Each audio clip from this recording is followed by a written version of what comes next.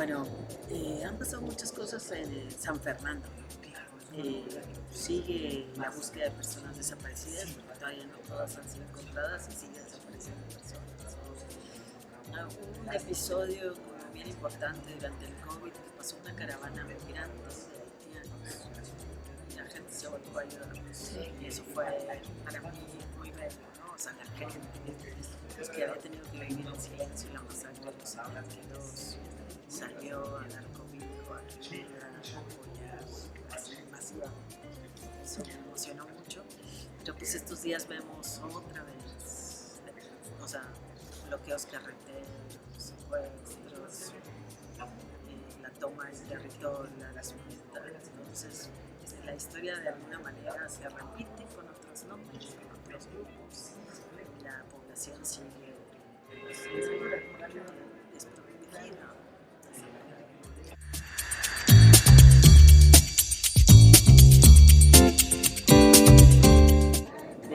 De dar información ya te da una panorámica, ¿no? Sí. Entonces sí, por ejemplo, pues hay una parte del libro que habla como del control territorial cuando está disputado, ¿no?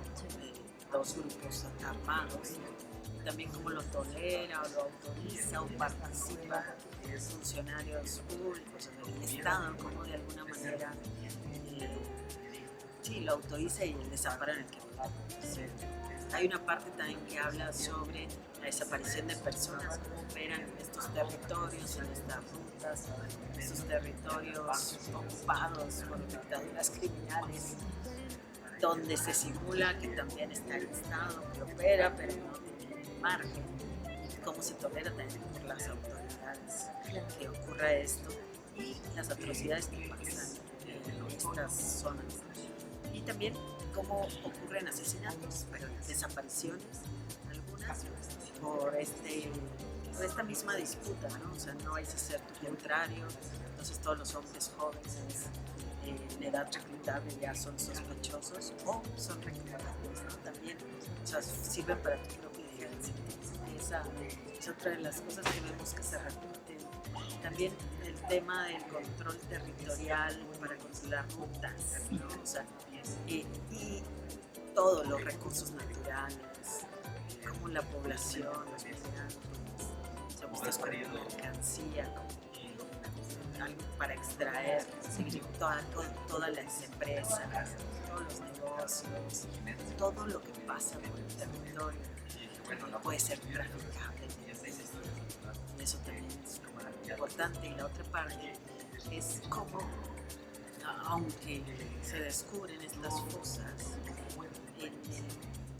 eso no significa que las personas desaparecidas, los cuerpos no identificados van a volver a sus hogares, sino también cómo operan las fiscalías para volver a desaparecer a las personas.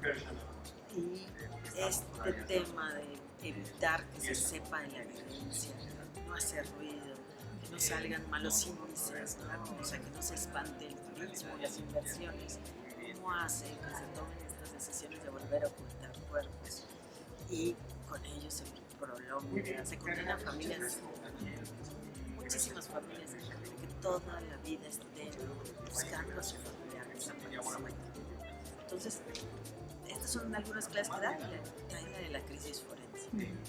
O sea, de por qué tenemos tantos cuerpos no identificados, qué pasa mal, qué pasa adentro de las procuradurías, de las fiscalías, los servicios médicos forenses, y un poco cómo podrían estas historias cambiar, porque es importante para las familias tener cualquier indicio, tener los restos de sus familiares, tener las ropas y una restitución digna y un trato humano. O sea, entonces, pues esto veo que se repite y se repite, o sea, que cambia de nombre. Yo digo, el título del libro le puedes quitar San Fernando, ponerle otro, el nombre de otro municipio, muchos patrones se van a repetir y la violencia va cambiando de lugar en México, o sea, va cambiando, tiene sus propias características, pero hay cosas, elementos como el del control territorial, de las autoridades omisas o cómplices o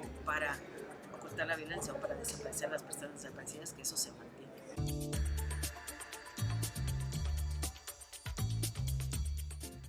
desde el principio, o sea, ha sido como un poco difícil, ¿no? Las entrevistas que hice en campo, que fue adentro de San Fernando, y se nota el paso del tiempo también. Entonces, como al principio había un susto por hablar por cualquiera, porque me decían, es que estos, o sea, Zetas, todo su ejército de informantes siguen aquí, están alrededor, entran cuando quieren y se dan gente. Entonces, en algún momento entrevisté a un sacerdote, un sacerdote de lo que acaban de mover, y él, o sea, este tema que calaba y que era muy fuerte, ¿no? De que en las misas no podías pedir por las personas desaparecidas, no podía porque ya no ponía en riesgo mencionarlas. Entonces solo podían pedir por la salud o porque esté bien la persona, ¿no? Mencionaban a las personas, pero no podían hablar del fenómeno, del mito. Entonces, como también cuenta que van las familiares, o sea, los aniversarios de la desaparición, pues sabía que era el aniversario porque iban familias enteras a pedir por la salud de su familiar desaparecido. Y siempre hubo de no poder ni denunciar, o sea, ellos generalmente en Tamaulipas, en los años que yo fui, la gente no lo denunciaba, porque tenía mucho miedo que se estaban lo torturaban, lo decían a familiar.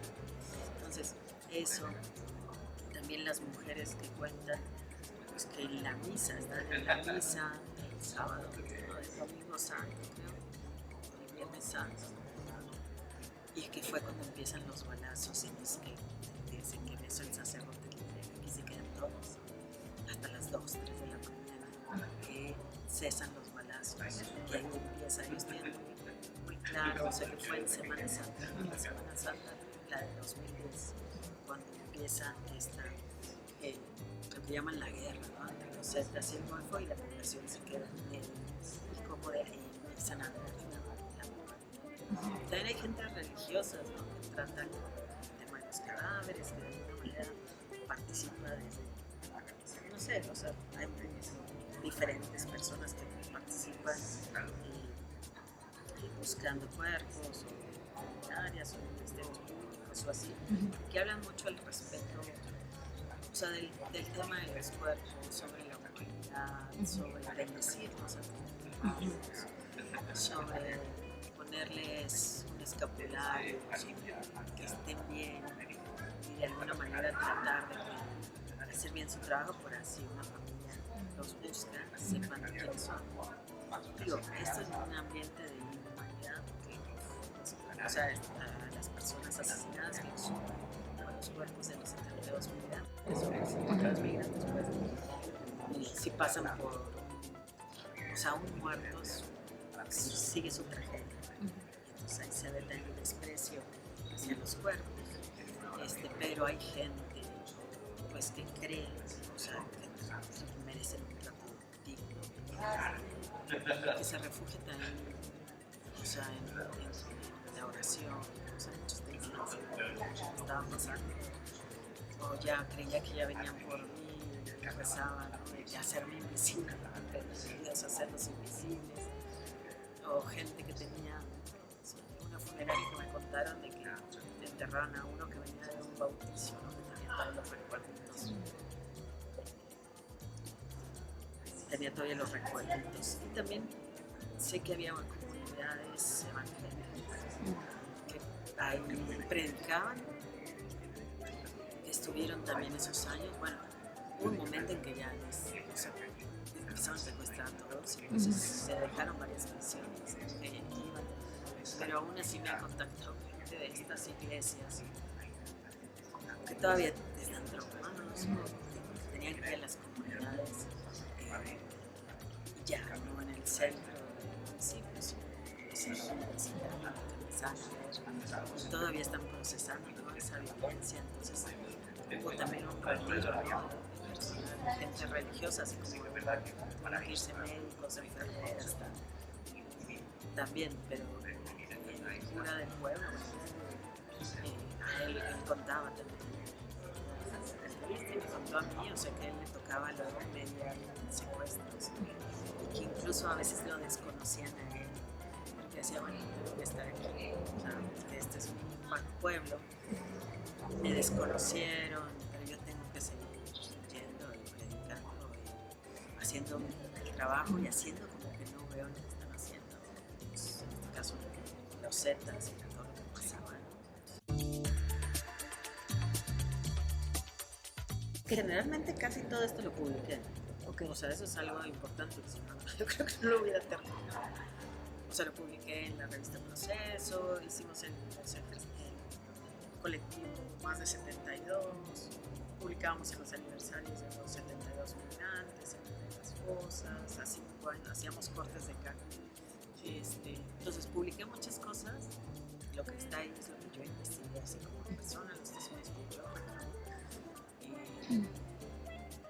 y documentos que conseguí y tal, entonces, pero sí, o sea, era buscar, coleccionar pedacitos de todo, los cables de Estados Unidos, los pedacitos de expediente que podía tener, luego viajar, ya cuando supe que había ya cuerpos repatriados, les están dando pues como una explicación forense, pues ir a Guatemala,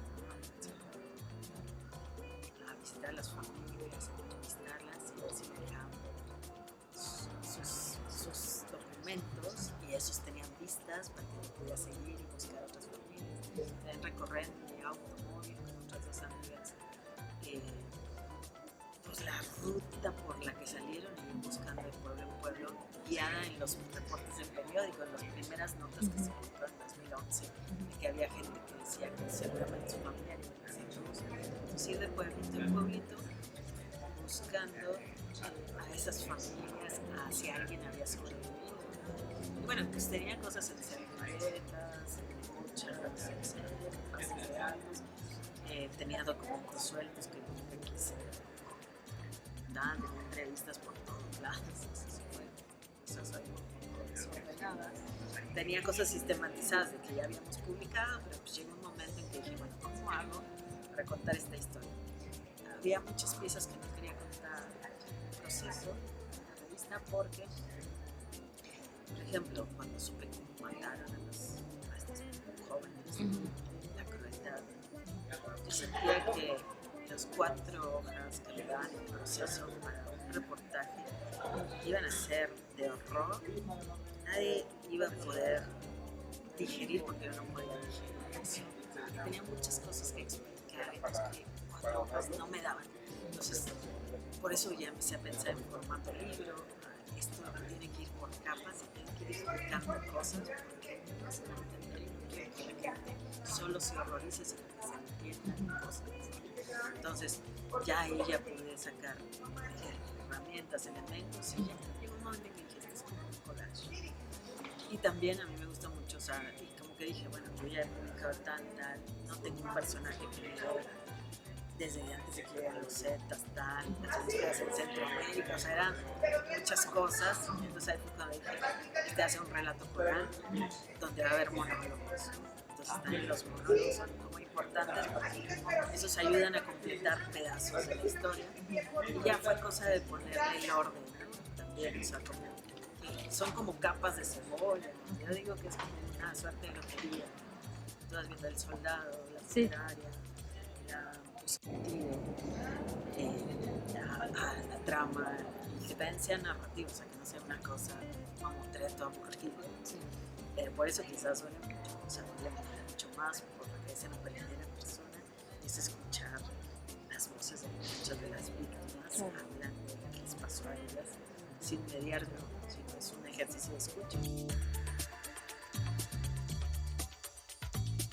Sí, o sea, cuando fui a esas fosas, que en esos años 2011 todavía no era un tema, estábamos apenas descubriendo las fosas, y esta me acuerdo que era masiva, pues casi 200 cuerpos, 47 fosas, llega gente de todo el país, se dice que hay por lo menos otros 500 desaparecidos, o sea, que hay 500 desaparecidos o 600, y yo sí lo creo, o sea, falta mucha gente. Entonces sí, pues yo, para mí fue, como digo ahí en el libro, o sea, me quedé despalabrada, yo no podía hacer sentido, no podía ni explicarlo.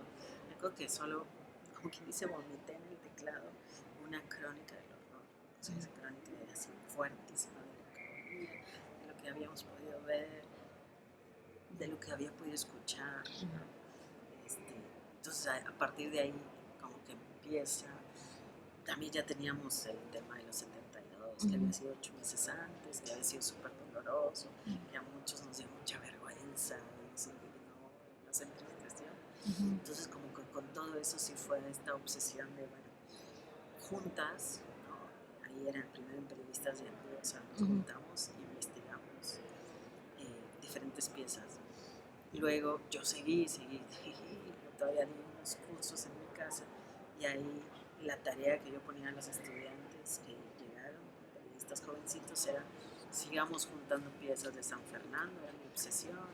Y luego ya pedí becas y luego junté, o sea, más gente y decía, o sea, porque yo sí decía, es que tenemos que entender esto, o sea, ¿qué pasó aquí, no? Y cómo hacemos sentido, cómo seguimos hablando de las víctimas, qué ha pasado en sus vidas, qué novedades. Entonces a los 5 años hicimos un corte de caja, a los 10 de los 72 migrantes, ya no nos dio tiempo de hacer para después.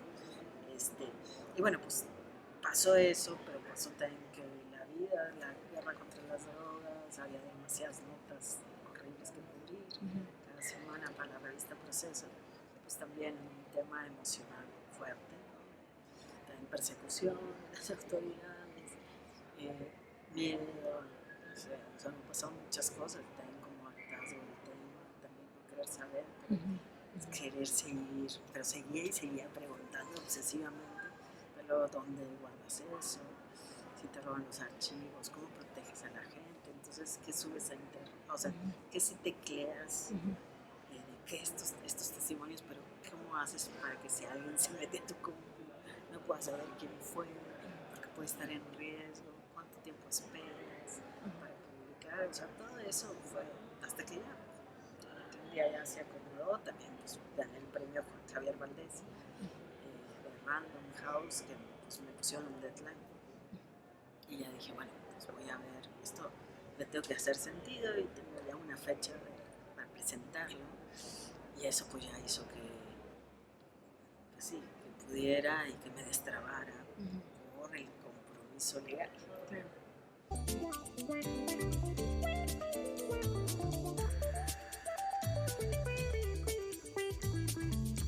Pues sí, como salgo ahí como sospechoso, bueno, de esto que quisieron armar o armaron, ¿no? El caso de delincuencia organizada y secuestro contra mí, Ana Elena Delgadillo, la abogada de las víctimas, y Doretti, la directora del equipo argentino, la propia forense, para saber quién me había dado información. Pues está abierto, todavía está ahí el expediente, somos el tomo 221 de las fosas de San Fernando. Todavía si alguien consulta los acusados o quien sea esa investigación, ahí estamos, están todos nuestros datos.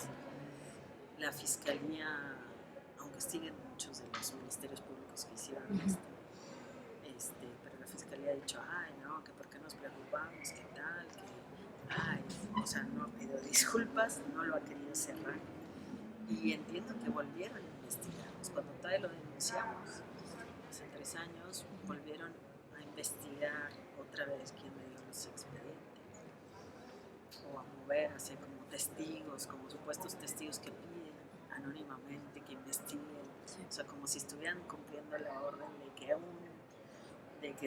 que hay gente que me acusa, que quieren saber quién me dio información. Entonces eso, y la CNDH, por desgracia, dijo que apenas reciente que no se nos violó ningún derecho humano al espiarnos, a recibir nuestras comunicaciones y todo. Entonces, pues eso, o sea, seguimos, ahorita ya tengo asesoría legal, el artículo 19 está bien, en mi caso, pues, a ver, yo siempre dije que mi denuncia iba a ser libre, pero bueno, ahorita ya estamos como ya en temas legales, viendo por qué la Fiscalía o la Procuraduría General de la República nos espió, nos abrió esa investigación.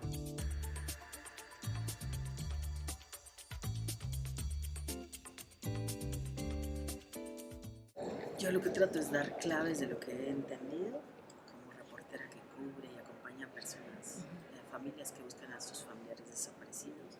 Entonces, me gusta o lo que quiero es que la gente encuentre claves para contener el horror, para tratar de entender las lógicas de estas violencias, para no irnos en lo emocional únicamente y no querer solo aislarnos y eh, no salir a la calle y tal por miedo, sino empezar a entender qué hay detrás, ¿no? Eso por una parte. Por otra, ha sido bien bonito y importante para mí dárselos a las familias de estas víctimas que han sido masacradas o que siguen desaparecidas. O sea, como darles este pedacito de verdad, decir, mire, esto es lo que o lo que logré saber hasta ahora y espero que esto le ayude, no sé, a tener respuestas y ojalá sirva para su búsqueda de justicia, para que esto se pueda judicializar, para que hagamos una comisión de la verdad y podamos honrar, o sea, tener los nombres de todas las personas que faltan o las que fueron asesinadas, poder honrarlas y que todo el mundo sepa. Entonces ha sido bonito, he ido a Guatemala, El Salvador, la gente, o sea, no sé, don Baudilio, un campesino que sale ahí, nos decía, deme libros para mis hijos, quiero que cada uno de mis hijos sepa en lo que he estado estos años. También me dice, quiero que mis vecinos sepan, no sé, o sea, quiere a ver si puede venir a la comunidad y contar lo que está en el libro. Y como que quieren que haga presentaciones allá para que sus vecinos, su comunidad, su país les reconozca también el dolor, lo que han sufrido. Hay familias como el señor Romano, que tiene 2 hijos desaparecidos, pues que fue conmigo a la Universidad de la Ciudad de México, Iztapalapa. Él es vecino ahí, habla del caso, de qué les pasó a sus hijos, de su búsqueda. Presentamos el libro y fue bien bonito como los estudiantes lo abrazaron, que él sepa que su dolor está acompañando. Entonces, creo que en eso para mí es esperanzador, o sea, para que, no digo que van a sanar, pero por lo menos que sepan que importa lo que les pasó y que no se debe repetir, ¿no? Y que puedan ellos hablar y que se crea algo alrededor. Entonces, creo que puede ser un motor para que sigan pidiendo justicia y también es un instrumento de lucha porque pues sé que ha llegado a diplomáticos, a la Suprema Corte y tal, y que por lo menos pues, que se reflexione lo que está pasando para no repetir la historia.